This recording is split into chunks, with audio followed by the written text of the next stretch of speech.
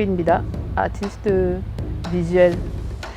J'ai commencé par l'Institut des Beaux-Arts, donc en Samba, où j'ai obtenu mon master en option art plastique. Donc je dirais que c'est là-bas que tout s'est passé, c'est là-bas que j'ai appris les techniques, les méthodologies de création, où j'ai eu la base en question. Je dirais que c'est là-bas que mon parcours est né.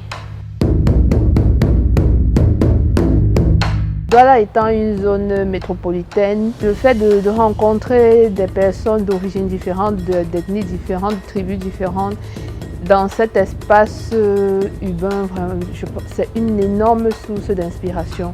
Surtout pour moi qui vais à la rencontre des autres, c'est vraiment enrichissant parce que ça te permet d'avoir une panoplie d'êtres humains avec lesquels travailler. Donc je dirais que ça, c'est vraiment Douala, c'est vraiment ce que Douala m'apporte dans mon travail.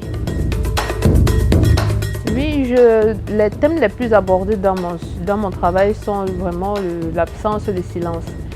Mais je dirais vraiment que c'est d'abord les demeures, les maisons qui m'intéressent. Et je prends maintenant les maisons pour prétexte et parler de ce silence, de parler de la population, de parler de l'humain, de parler de tout le monde dans leur maison, tels qu'ils sont.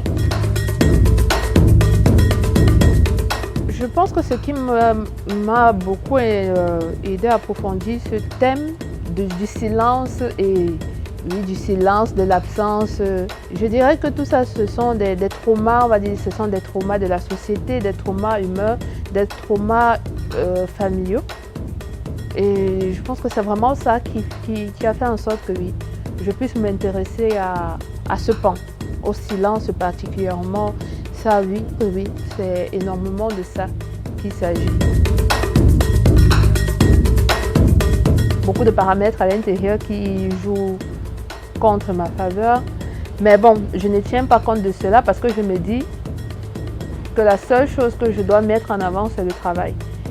Est-ce que le travail est bon? C'est la seule chose qui m'intéresse.